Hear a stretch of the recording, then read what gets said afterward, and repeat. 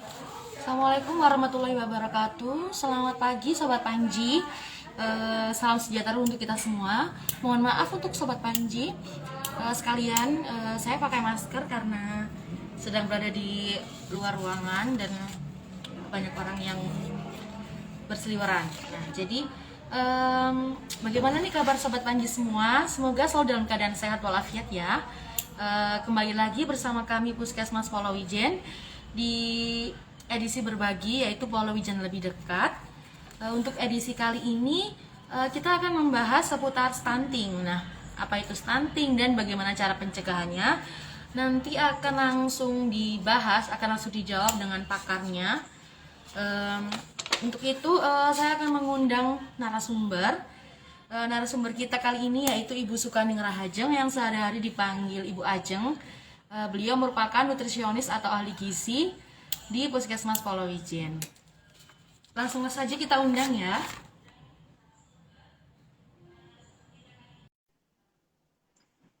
Sambil menunggu Ibu Ajeng, untuk teman-teman atau Sobat Panji sekalian yang akan bertanya, bisa langsung drop di kolom komentar. Selamat pagi Ibu. Selamat pagi Sobat Panji semua. Selamat pagi Mbak Dini. Selamat pagi. Nah, ini kita sudah bertemu Ibu Ajeng ya teman-teman. Mungkin Ibu Ajeng bisa menyapa teman-teman Sobat Panji dulu. Baiklah, terima kasih. Selamat pagi untuk Sobat Panji semuanya dan selamat pagi Mbak Dini. Tema kita stunting ya Bu ya. Nah, jadi nanti teman-teman sekalian bisa menanyakan atau ingin berbagi pengalaman bersama Ibu Ajeng, silakan bisa langsung bertanya atau bisa drop pertanyaan di kolom komentar. Silakan Ibu. Sudah mulai ya Mbak? Pagi Ibu, pada pagi hari ini saya akan menyampaikan terkait dengan bagaimana penanganan stunting. Nah, di sini topik ini sebetulnya sangat bagus bagi ibu-ibu atau calon ibu hamil. Karena apa?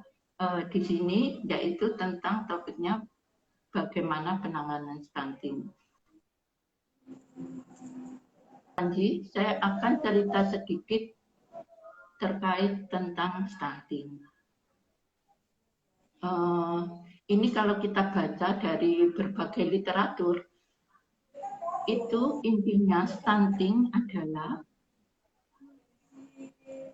akibat kurangnya asupan gizi dalam jangka waktu yang cukup lama atau malnutrisi dalam jangka waktu yang cukup lama sehingga mengakibatkan gangguan pertumbuhan pada anak.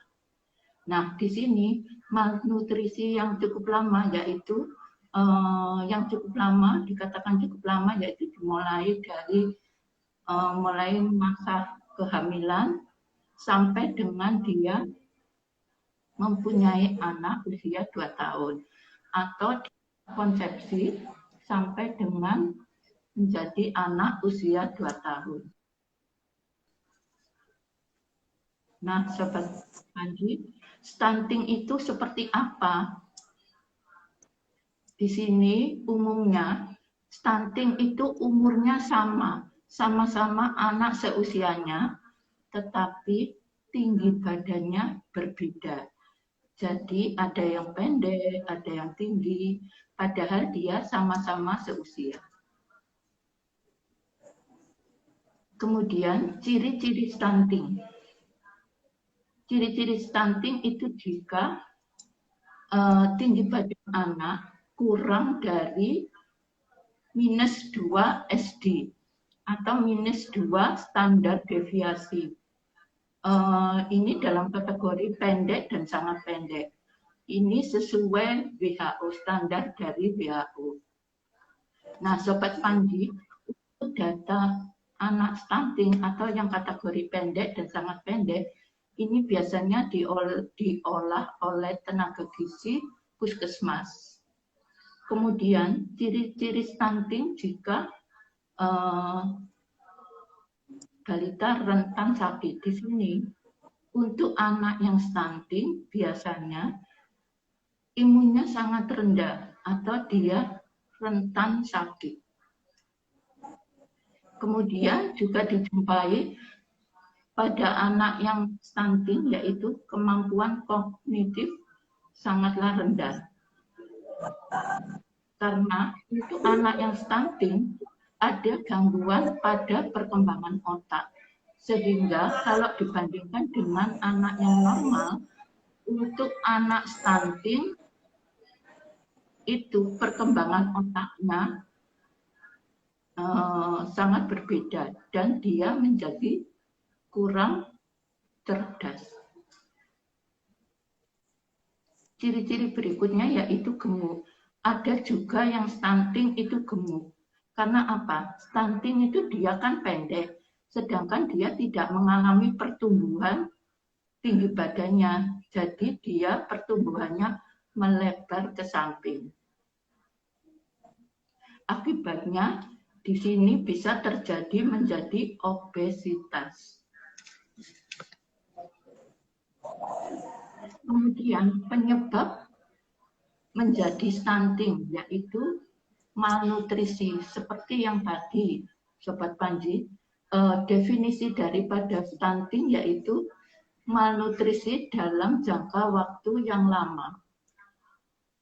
Malnutrisi ini terjadi pada siapa aja, yaitu karena anak itu kan dilahirkan oleh seorang ibu, jadi malnutrisi terjadi pada calon ibu atau pasangan usia subur.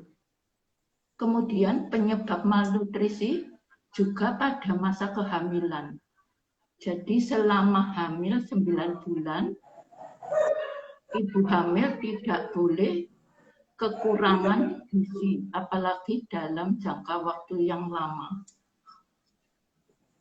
Dan juga pada makanan pendamping. Di sini bisa kemungkinan pemberian salah pemberian makanan pendamping ASI. Mungkin pemberiannya terlalu dini atau salah dalam pemilihan bahan makanan.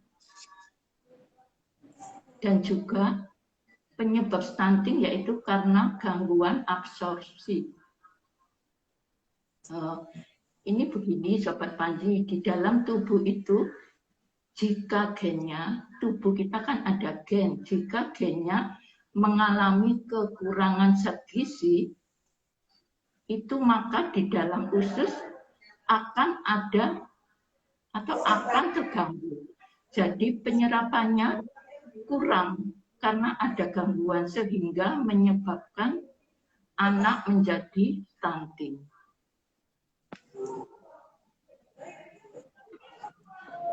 Kemudian dampak daripada stunting. Jadi Sobat Panji, untuk anak yang stunting dampaknya bisa menyebabkan yang pertama yaitu anak mudah sakit. Karena apa? Untuk anak stunting di sini kan dia imunnya sangat rendah, jadi sehingga dia mudah menjadi sakit.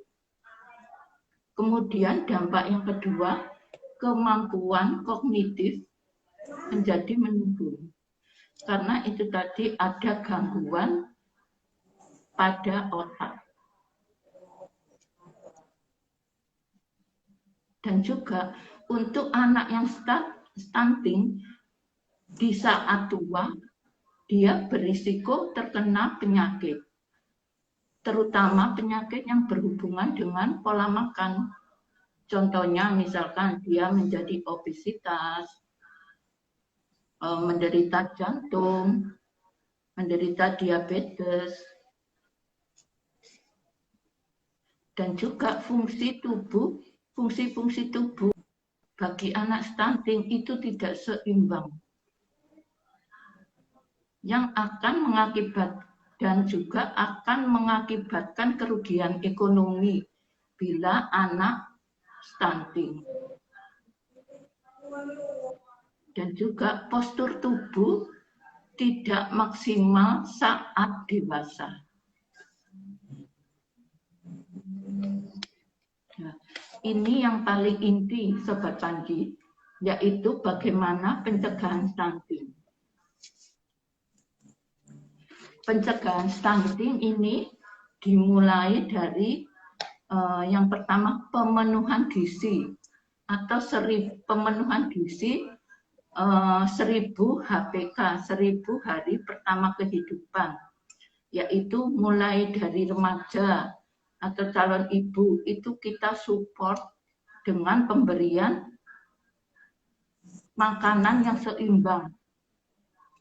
Jadi mulai remaja sampai dengan hamil diberikan makanan yang seimbang. Makanan seimbang di sini contohnya yaitu Sobat Panji seperti ini. Makanan seimbang. Jadi apabila kita makan, kita tidak boleh hanya makan seandainya pilih-pilih. Makan hanya dengan nasi sama lauk saja atau nasi dengan sayur. Itu tidak boleh ya Sobat Panji. Jadi kita harus makan yang beraneka ragam. Jadi makanannya lengkap, ada nasi atau makanan pokok, kemudian ada lauk pauknya, ada sayuran, dan ada buah.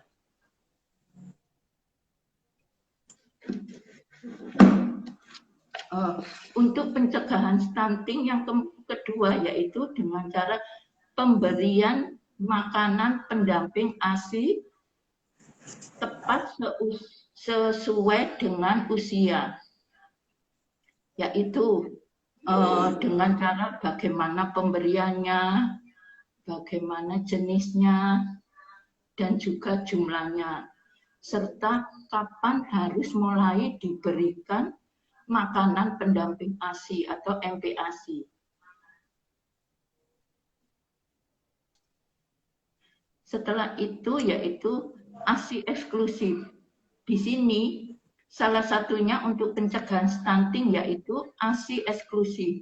Jadi bayi usia baru lahir atau 0 bulan sampai dengan usia 6 bulan itu hanya diberikan ASI saja. ASI adalah makanan paling sempurna. Dia kandungan zat gizinya sudah lengkap dan sudah sesuai dengan kebutuhan bayi. ASI juga diberikan sampai dengan usia 2 tahun. Kemudian juga gizi pada remaja. Pada ibu hamil sampai dengan anak usia 2 tahun, ini harus diberikan makanan yang seimbang. Harapannya ini dilakukan sejak remaja sehingga proses di dalam tubuh bisa dilakukan dengan baik dan tidak akan terjadi stunting.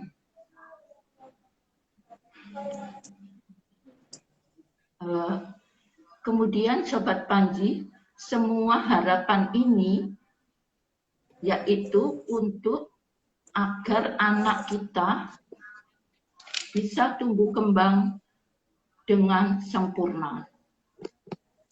Dan juga asupannya ini harus kita jaga sehingga anak tidak menjadi stunting.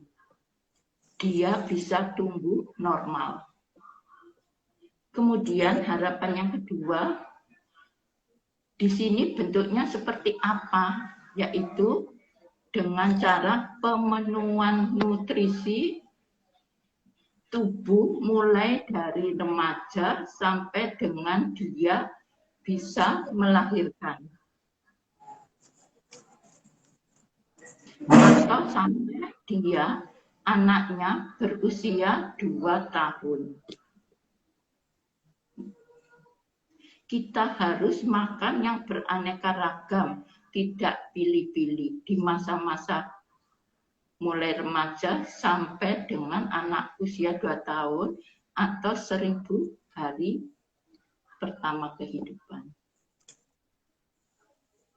Jadi Sobat Panji, itu harapan kita untuk mencegah supaya tidak terjadi anak menjadi stunting.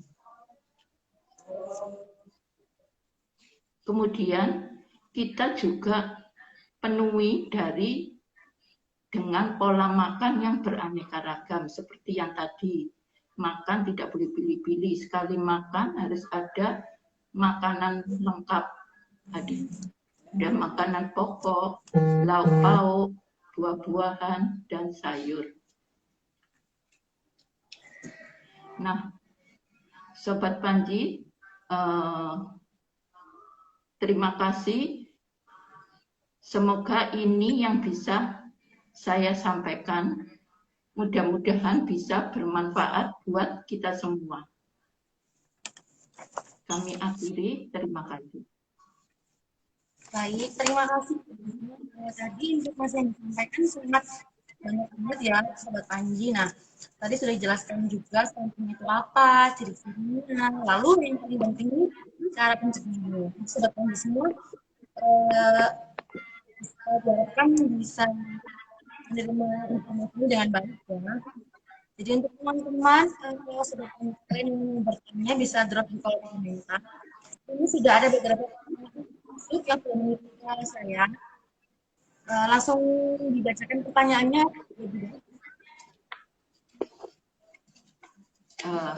Terima kasih Bu atas pertanyaannya. Di sini stunting sama kerdil itu apa sama? Untuk stunting dan kerdil di sini sangatlah berbeda, baik dari berbagai faktor sisi. Salah satunya yaitu dari faktor penyebabnya. Kalau stunting yaitu penyebabnya karena kurangnya asupan gizi pada anak dalam 1000 HPK atau 1000 hari pertama kehidupan. Sedangkan kalau kerdil itu penyebabnya yaitu adalah terkait dengan kelainan genetik atau gangguan hormon yang bisa menyebabkan tinggi badan di bawah rata-rata. Mungkin itu. Ini sebetulnya sudah ada Mbak Dini di jurnal-jurnal yang kami baca seperti ini.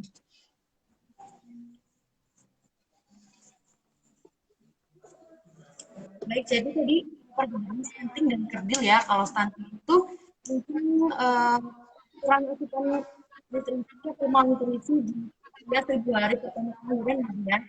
Kalau kerdil itu dari genetik. Nah, ini menyambung pertanyaan dari yang lain. Kalau bagaimana cara tahu di atas tahun, bagaimana cara mengetahui bahwa anak itu memang stunting atau dari genetik? Cara membedakannya seperti apa? Bagaimana Mbak Dini? Ini ada pertanyaan yang lain. Jika anak itu sudah usia di atas 9 tahun, tapi berat badannya yang tinggi badannya nanti bagaimana cara mengetahuinya? Apakah memang dia stunting atau memang dari cara membedakannya seperti apa? Gini, sebetulnya untuk balita yang stunting itu sangatlah berbahaya. Karena apa? Stunting itu kan tadi bisa berdampak pada anak menjadi imunnya menurun dan juga bisa membuat kemampuan kognitif juga menurun. Jadi diharapkan jangan sampai anak menjadi stunting, karena itu tadi dampaknya bisa sangatlah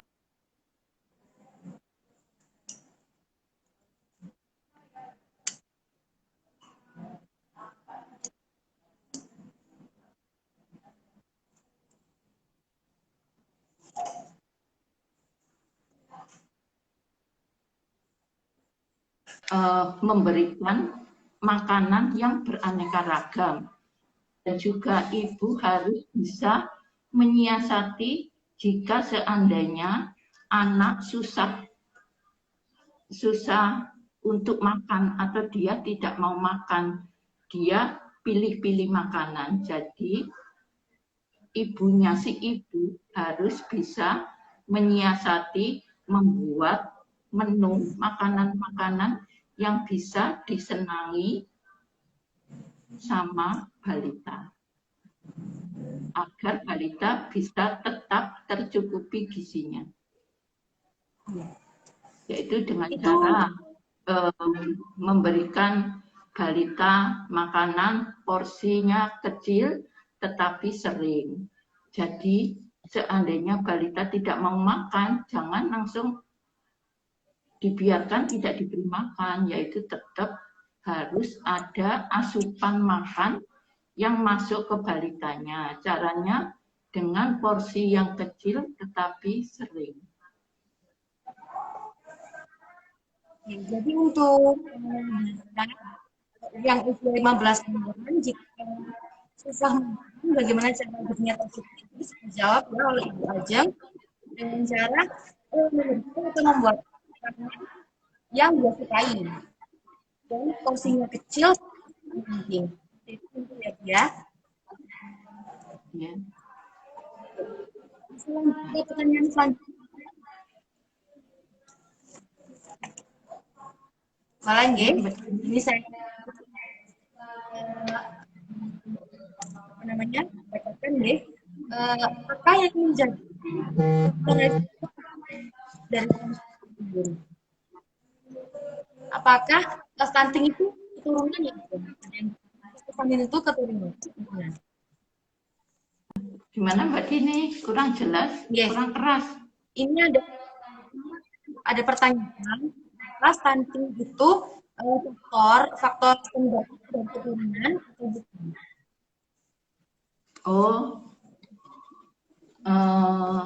Seperti yang ada di jurnal-jurnal yang Mbak Dini, untuk stunting tadi kan sudah didefinisikan stunting yaitu disebabkan karena malnutrisi atau kekurangan asupan gizi dalam jangka waktu yang lama. Jadi stunting itu bukan karena keturunan. Kalau misalkan ibunya atau orang tuanya tinggi, belum tentu anaknya juga tinggi. Jadi yang dikatakan keturunan yaitu pola makannya orang tua itu yang bisa diturunkan ke anaknya. Bukan karena stuntingnya itu yang merupakan keturunan. Gimana? Jadi bukan keturunan ya Bu ya? Oke. Ya sudah jelas ya teman-teman sendiri bahwa stunting itu merupakan bukan keturunan ya. Ini ada pertanyaan lagi Ibu. Ini pertanyaan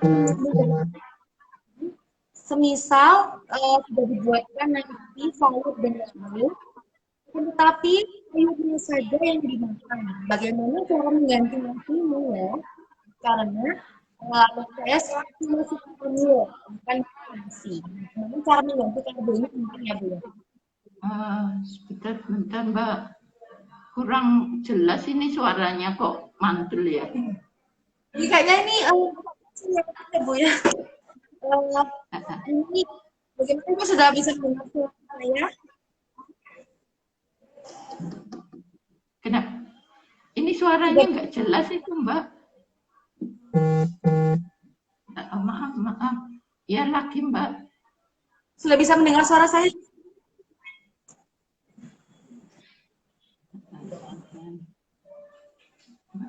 Suaranya muncul. Enggak muncul. Coba diulangi. Ya, coba Mbak Dini diulangi lagi. Ini ada pertanyaan yang tadi. Semisal saya sudah buatkan nasi, sayur, dan lauk. Akan tetapi hanya sayur dan lauk tersebut menggunakan nasinya 3. Bagaimana cara mengganti nasi karbonnya?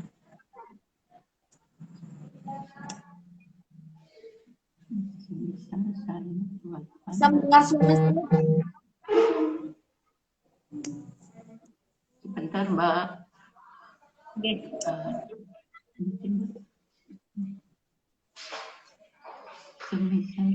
Semisal saya buatkan nasi, sayur, dan Lauk.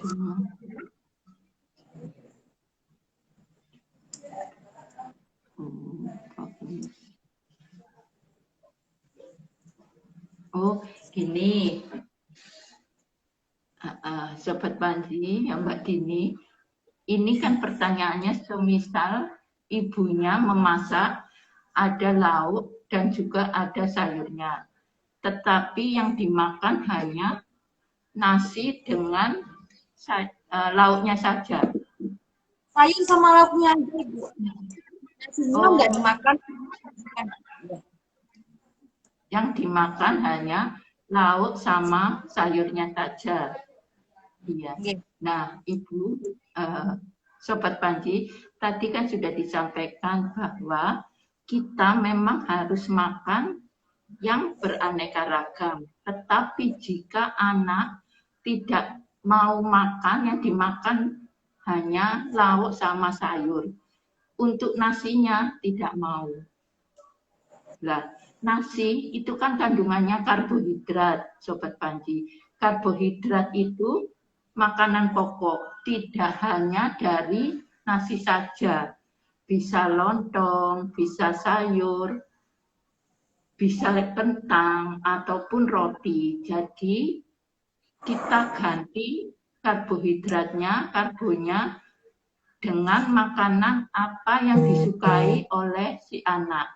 Seandainya dia mau roti atau kentang gitu ya, kentang sebagai karbonnya tetap kita pasangkan dengan diberi lauk.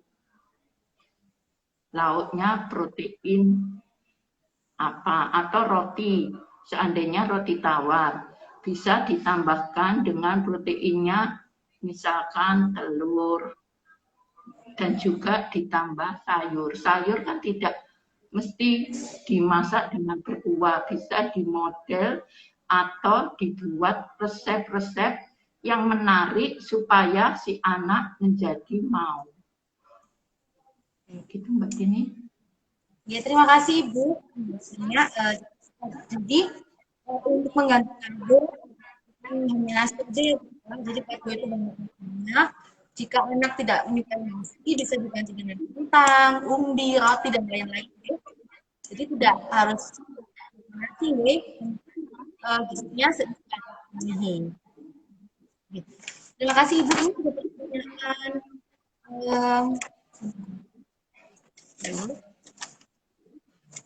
Ada pertanyaan lagi, Bu. Mungkin ini pertanyaan terakhir nih. Jika anak sudah atau tahun, tetapi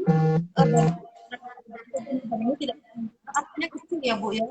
Itu apakah tetap termasuk disebut stunting ya? Bentar ya Mbak.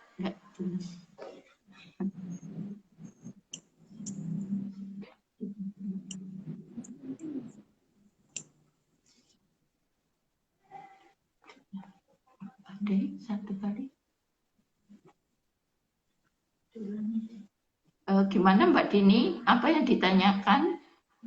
Ini pertanyaan dari Sobat Panji yang diberikan ke saya.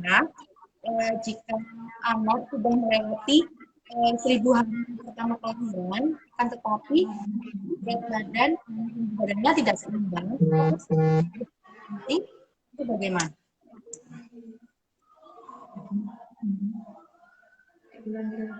Diulangi lagi Mbak Dini. jika anak usianya sudah di atas 2 tahun, sudah di luar dari 1.000 hari pertama kelahiran, akan tetapi berat badan dan tinggi badannya tidak sempurna, Ibu. Artinya tidak sama dengan teman-teman yang lain, maka masih disebut itu bukan.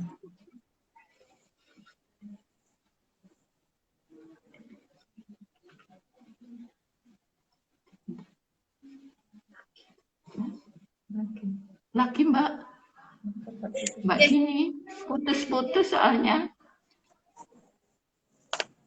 Jadi, jika anak sudah di usianya di atas 2 tahun, sudah di atas 2 tahun, tetapi berat badan dan tinggi badannya tidak sama dengan teman-teman yang lain, tidak sesuai dengan standar yang tinggi ya. Apakah tetap disebut dengan penting atau bukan?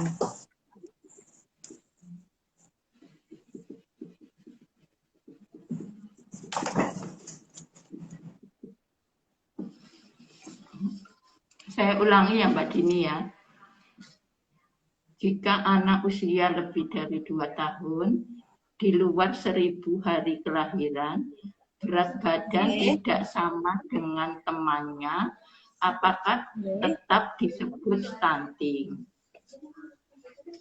Gini Mbak Dini, Sobat Panji, tadi dikatakan stunting, itu kan ciri-cirinya yaitu tinggi badan kurang dari 2 SD atau kategori pendek dan sangat pendek. Tetapi usianya tidak harus tidak harus kurang dari 2 tahun. Untuk anak balita kan usianya 0 sampai 5 tahun. Sedangkan yang dimaksud jika anak usia lebih dari 2 tahun di luar 1.000 hari kelahiran, dikatakan 1.000 hari kelahiran kan mulai masa konsepsi sampai dengan lahir dan berusia 2 tahun. Kalau lebih dari 2 tahun, tetapi hasilnya data tinggi badan masih kurang dari min 2 SD, itu tetap dikatakan stunting. Meskipun dia usianya sudah 4 tahun, 3 tahun, masih tetap jadi sesuai standar WHO. Usia 0 sampai 5 tahun. Cuman tadi yang dikatakan 1.000 hari kelahiran, yaitu kan masa kehamilan sampai dengan anak usia 2 tahun. Jadi itu Mbak Dini. Ibu, terima kasih informasinya. Jadi meskipun anak sudah melewati hari pertama kehamilan, jika tadi berat badan dan tinggi badannya tidak sesuai, tetap dikatakan stunting ya Bu ya, sampai usia 5 tahun ya, sampai balita nggih.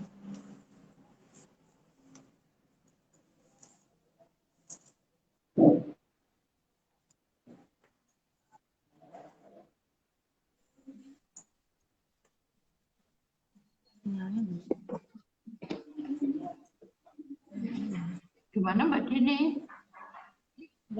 Jadi ya tadi saya ulangi gitu. Jadi meskipun si anak usianya sudah di atas 2 tahun, jika tinggi badan dan berat badannya seperti dikatakan Ibu tadi, berarti tetap stunting gitu ya, disebut stunting ya. Iya. Sepertinya ini pertanyaannya sudah dijawab semua Ibu. Terima kasih sudah meluangkan waktunya, sudah berbagi informasi, sudah share pengalaman juga. Semoga kita sampaikan bisa bermanfaat untuk kami, untuk Ibu juga, untuk Sobat Panji sekali. Terima kasih Ibu, sampai jumpa kembali. Sampai jumpa di sesi selanjutnya. Sampun, terima kasih. Terima kasih Ibu. Terima kasih Mbak Dini, terima kasih Sobat Panji semuanya.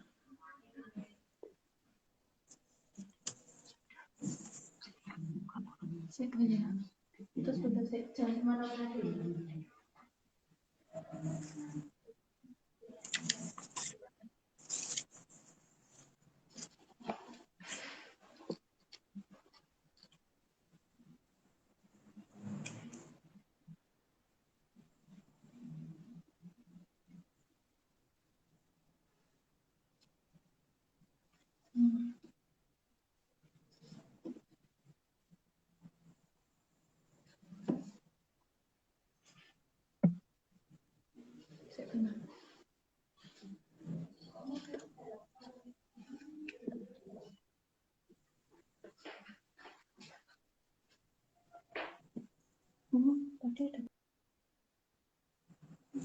Oke, baik. Terima kasih Sobat Panji telah mengikuti seluruh rangkaian live kami di edisi kali ini.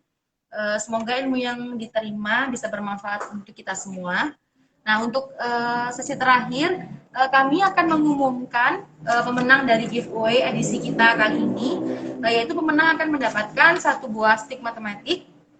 Dan pemenangnya untuk edisi kali ini yaitu Instagram atas nama @andita_nariswari. Saya ulangi lagi, pemenangnya @andita_nariswari. Untuk nama Instagram tersebut bisa menghubungi kami di direct message Instagram kami atau bisa DM kami untuk menanyakan terkait hadiahnya. Nih, terima kasih. Terima kasih untuk perhatiannya, untuk waktunya, untuk kesempatannya. Sampai jumpa di live Instagram minggu depan. Terima kasih. Wassalamualaikum warahmatullahi wabarakatuh.